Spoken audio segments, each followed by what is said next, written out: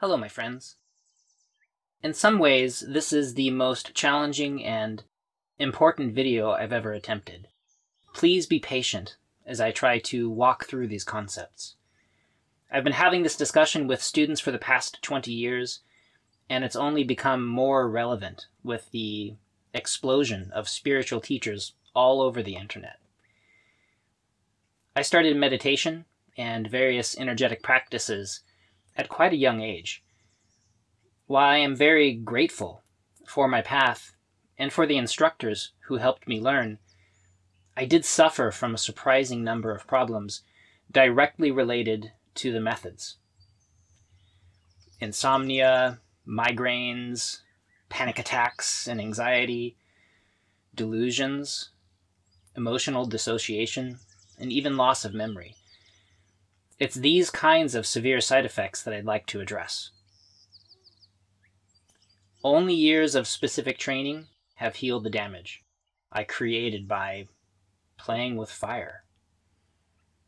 Talk to any longtime healer about their practice, and they will be happy to tell you about the type of patients they attract. For some reason, we all draw in a particular kind of sick person. One of my friends constantly sees hyper-emotional patients, and another is always helping clients with old sports injuries.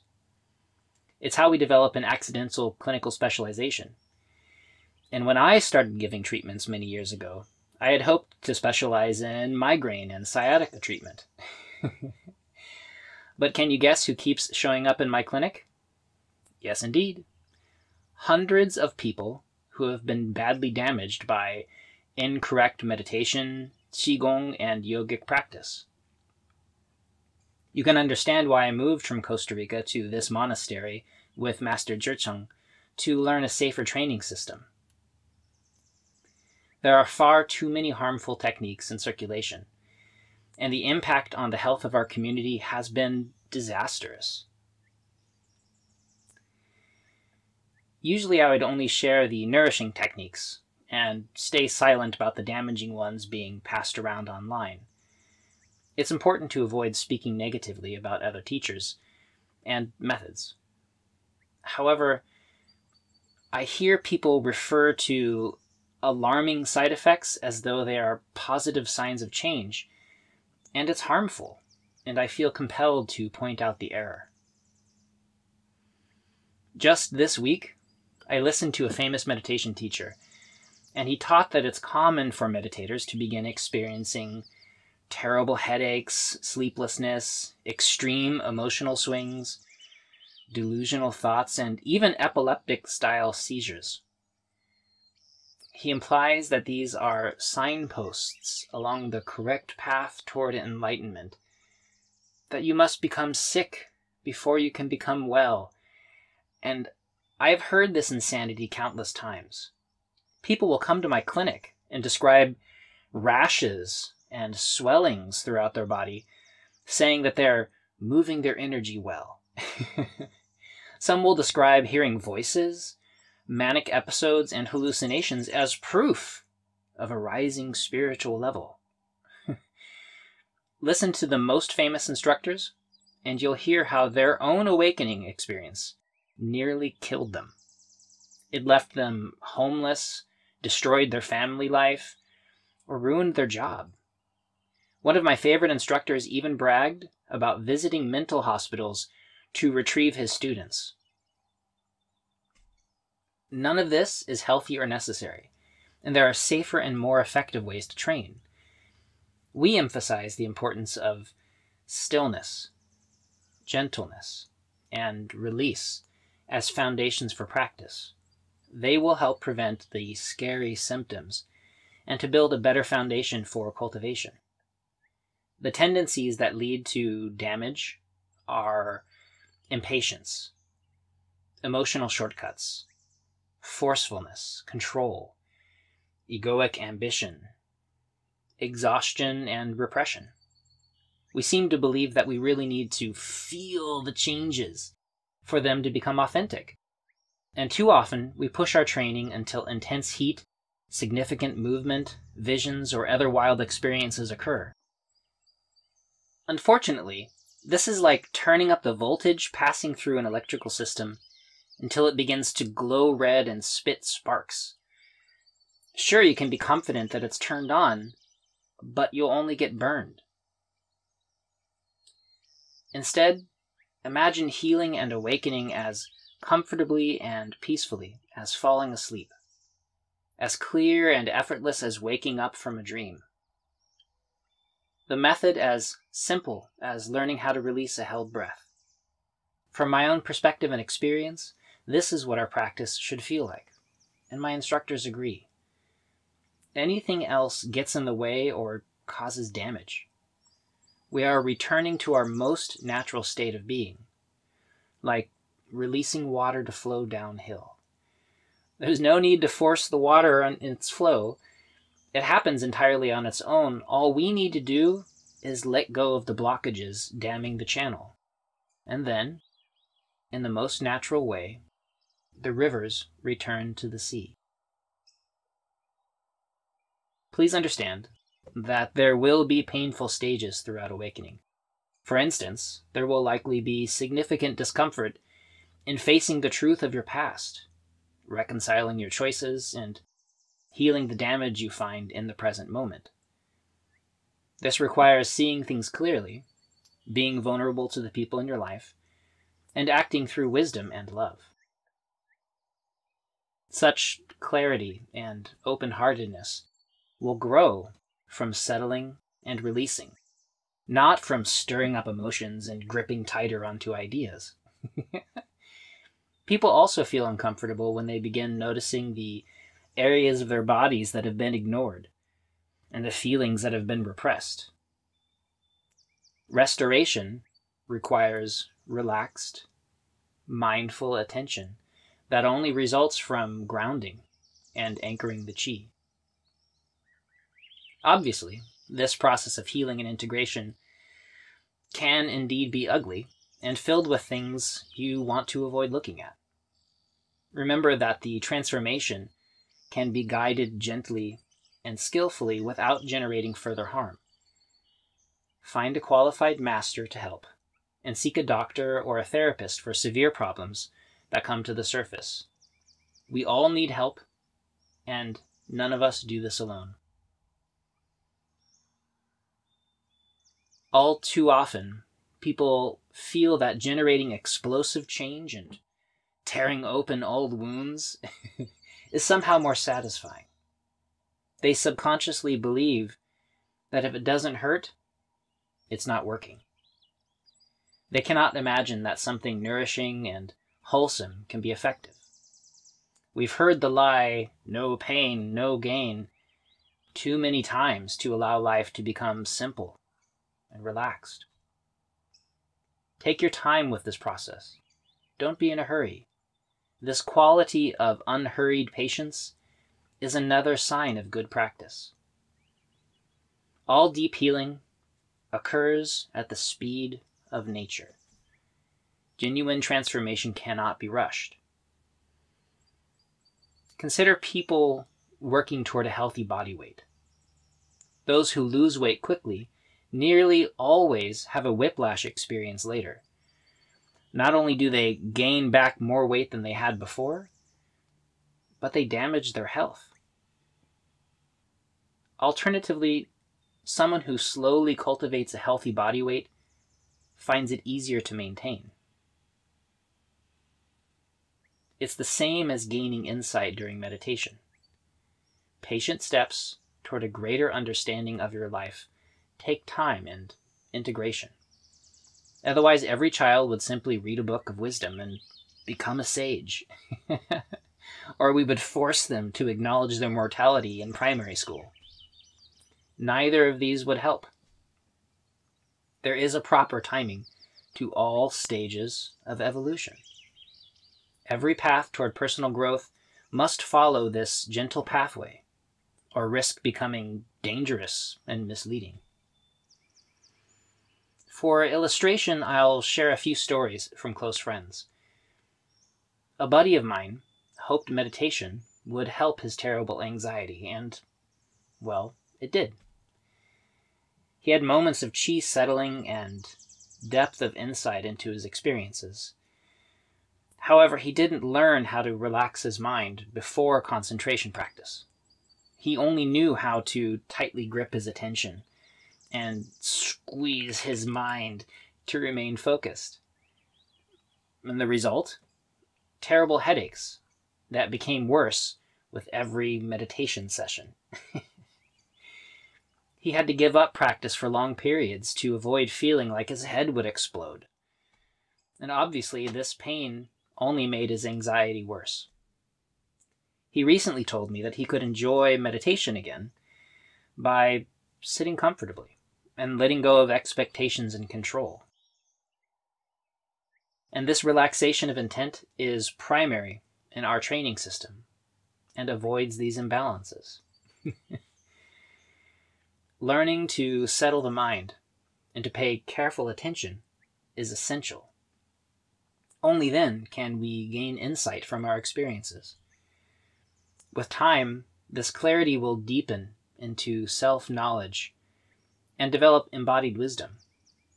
However, when we strain to accomplish through a white-knuckle grip upon the mind, forcing it into compliance, we produce negative habits and side effects. We solidify mental and physical tension, and our chi rushes upward. And worst of all, we come to believe that peace somehow requires control and dissociation or manipulation. But the truth is that this tension and control are obstructions to relaxation and serenity.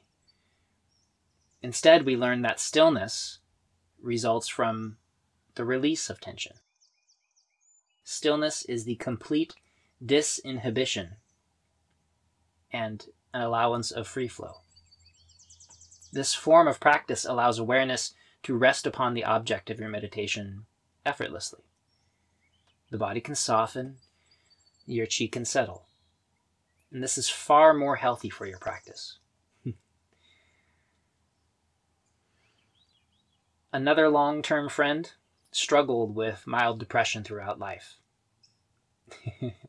What David Lynch calls the suffocating rubber clown suit of negativity. She had hoped that meditation would help her feel uplifted and emotionally stable. And it definitely helped her over the years, and there were unforeseen consequences. She studied self-inquiry methods to help her awaken to a sense of timelessness, no-thingness, and impermanence. The training worked and transformed her perspective of the world. Unfortunately, the realization came at an improper training order. Because this realization arrived before she loosened her grip on her sense of self and her psychological need for meaning in the world, it made her depression even worse. She would look around for a sense of external meaning and see only emptiness. In meditation circles, this is sometimes called the dark night of the soul, and it's famously painful. It's also totally avoidable with proper training and guidance. She should have first relaxed her need for external motivation and experience as a source of purpose. Only afterward realizing a world without definite structure and permanence, and this would have felt like freedom. Within our system, we always begin by softening the importance of our personal story and calming any emotional turbulence. It makes later insights easier to process and integrate because we don't take them personally. The sequence of mental, emotional, and physical transformations makes a big difference in the outcome. Changing the order of the same practices radically changes the results. And sometimes this art is referred to as internal alchemy, and I recommend studying with a master to learn more details. Anyone who's ever tried baking bread understands this process. What would happen if you didn't add yeast to the dough? Or if you added it, but still needed to mix it more? What happens if you put it in the oven, but didn't know how to heat the oven up? How is your bread different if you let it rise, or if you obsessively knead it so that it can't expand as it rests? What if you just dropped in flour, yeast, water, salt, and oil into a bowl and threw it all into the hot oven? Clearly, the details of the method matter, and the order in which you use them. And you can understand why I take such care to talk about the correct order of cultivation.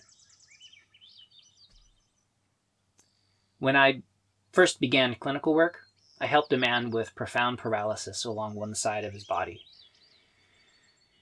The stroke hit him at only 20 years old, and many decades later, he was finally seeking help for his discomfort. He had been a robust athlete with no signs of vascular weakness that anyone could detect. One day, he followed a hot sauna by running out and jumping into a cold swimming pool, causing an instant stroke. This damage may surprise people who think that hot and cold immersions are good for circulation. However, there is little evidence of its benefits, and it can be very stressful on a body, especially one that has a hidden weakness. And really, the problem is one of reporting. People who are healthy and robust enough to handle this stress on their circulatory system are happy to tell people about their favorite invigorating habit. And it's great. Those more delicate people find themselves unable to share the adverse side effects they suffered. This one-sided reporting is the same as popular trends and intense meditations and Qigong methods circulating the internet. We never know where our hidden weaknesses lie, and we need to be gentle with the body-mind. I'll say it again. Please be gentle with your body-mind. In this social media-driven world, we only pay attention to the loudest voices, usually of the most attractive people. At the same time, the injured or unwell find themselves unable to warn us about their mistakes. And this is why we must be cautious about where we find our health advice. Seek out long-lived, traditional systems that have been tried and tested, and observe the instructors to ensure their sanity and health. Then take things slowly. Avoid any practices that seem harsh or dramatic. One of the ways that I gained experience was by visiting healing and practice retreat centers worldwide. And because of this, I often would treat famous instructors regularly in exchange for lessons, or simply the opportunity to help their own students. Now, eventually, I will share many wild personal stories on my Patreon page, though I refuse to call out people by name. Suffice it to say that many of these famous personalities are deluded or absolutely lying about their skills, their level of cultivation, and their own training history. They teach methods they invented, untested, simply so they could teach something nobody else knew, all the while claiming it to be an ancient technique passed on by a mysterious master that nobody can find. They declare to have been healed by some technique that they'll teach you, and meanwhile in the clinic, I discover that they are still suffering horribly. They teach practices to heal the mind or emotions, while themselves being plagued by delusions, extremely turbulent feelings, and egoic pain. And as I mentioned before, many were still passing on the same methods that caused tremendous problems for them in the first place. Let me share one of my personal experiences of damage from improper practice.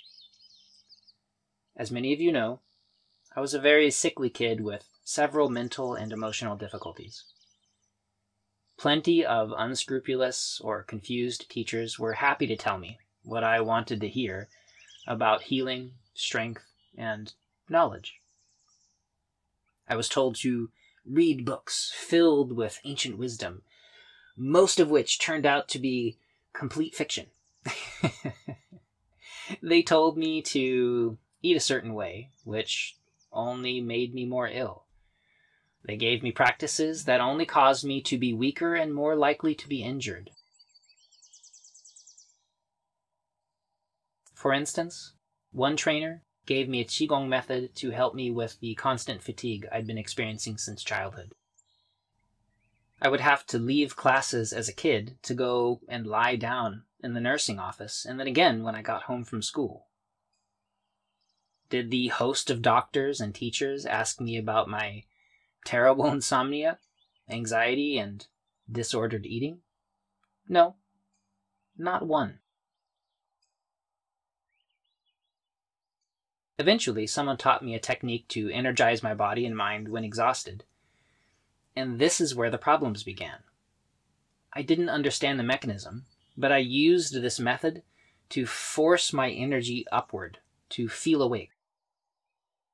Later, I constantly used a similar tool to manipulate my emotions, to feel a form of manic happiness, and yet another procedure to keep from feeling pain.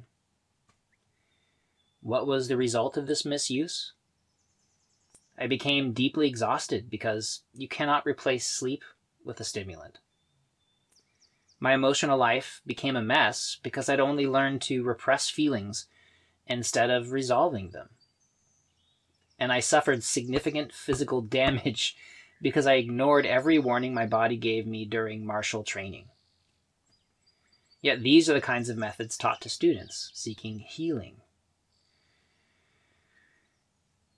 Much better is to help people learn to understand their fatigue and to rest or make other changes to help genuinely replenish their energy levels. This takes more time, but it lengthens our lives instead of shortening them. Much better is to teach people to acknowledge and process their emotions, to grow as open-hearted humans, and to connect with their community. This practice is more difficult because we must mature emotionally and deal with messy feelings, yet it makes life richer and more worthwhile. Much better is to help people understand the relationship with their body and to heed its signals. This connection is never popular because we must experience discomfort, yet it allows us to become embodied and, eventually, to make friends with pain. If I'd been lucky enough to have a good instructor, they would have helped me to understand these things and to avoid dead-end methods. My stubbornness would have made it a difficult process, and I would have been resistant because I wouldn't have wanted to wait to feel different. And that's the difficulty. Everyone wants to feel different, but nobody wants to change. And that's why teachers must cultivate patience too. Okay, here is one more of my personal stories to illustrate improper training. For better or worse, I spent my life exploring various meditation methods, and I am tremendously grateful to all of my teachers. However, it seems that none of them were familiar with these holistic approaches to healing. They believed that faster is better, and it's best to use shortcuts when possible. And one of these is often called the direct path toward dissolving the sense of self. And it works, but it comes at a cost. Similar to the friend I mentioned who fell into a dark night of the soul, I also experienced a moment of breaking my brain by changing too quickly. I used a technique to force awareness about the nature of my mind and the idea of myself. All at once, this removed my motivations, my ambitions, interests, and a sense of direction in life.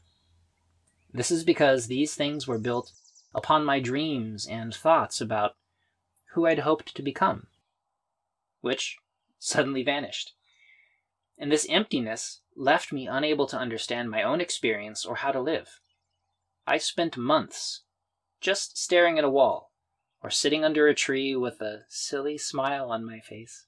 I couldn't teach, operate a clinic, or maintain relationships. Honestly, if not for my close friends keeping me fed and grounded at the time, I probably would have become lost and homeless.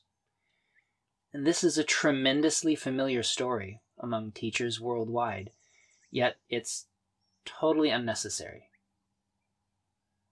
A good instructor would have first helped me to ground my motivations, my ethics and habits, in something more worthwhile than my ideas of myself. Also, they could have helped prepare the ground of my life for such drastic developments, ensuring that I had a safe space to heal and reintegrate without tearing apart my life. It's like teaching me to load and fire a gun without first removing obstructions from the barrel. The aftermath, it wasn't pretty. An opening to the awakening process doesn't have to be so destructive. It can be as simple as a series of quiet realizations that make you laugh and smile without destroying your life or health. I had a teacher who would push his reading glasses up onto his head when he finished with them. And later he would hunt around the classroom, wondering where he'd left them. Sometimes he had more than one pair hiding up there. And waking up to the truth of your nature can feel as obvious and funny as putting your hand on your head to find your glasses there. It makes the urgent search into a beautiful joke. There was a woman traveling in Iceland and exploring the volcanoes as part of a bus tour. And when the bus pulled over for lunch at a mountain bus stop, she went into a restroom and changed her clothing. Later, the bus driver asked if everyone was back on the bus, and someone had noticed that one person had yet to return. The woman didn't realize that everyone had mistaken her for someone else. And panicked, they called for a Coast Guard helicopter and formed a huge search party. A kindly person, she joined in the search, not realizing that she was literally hunting for herself. And self-realization can be as simple as discovering that you are what you have been seeking all along. What you are looking for is where you are looking from. This enlightenment can feel like a hit from a sledgehammer, or like taking a deep breath of mountain air.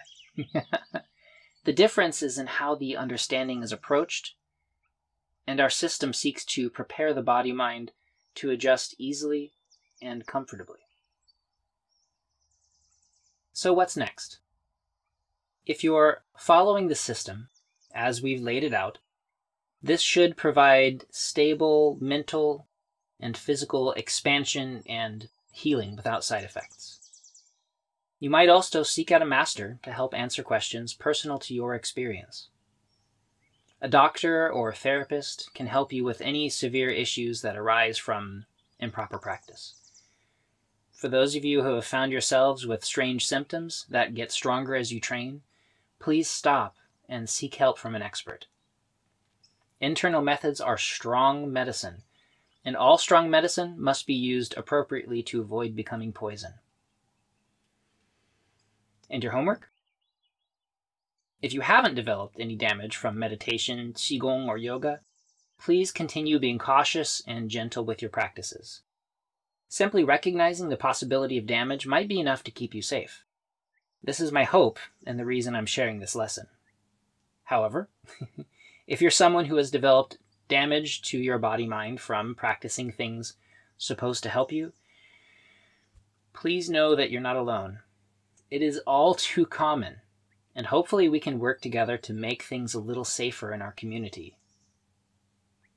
Stillness, rooted in release, must become the cornerstone of your practice. Cultivate the ability to sync your qi, to ground your awareness in the present moment, and to calm your emotions. Make sure that the 4 pillars of your health are well balanced. Sufficient rest and relaxation, enough movement and circulation, a healthy diet, a stable mental emotional life. Any of these thrown out of balance will impact every aspect of your life and inhibit healing. Along with your internal practices, take the time to consider them and seek help when needed. We all need help throughout life, and finding good teachers and community is a sign of wisdom and strength. Find some like-minded people in the comment section and share your experiences. There's no need to walk alone on this journey that nobody ever returns from. And enjoy your practice.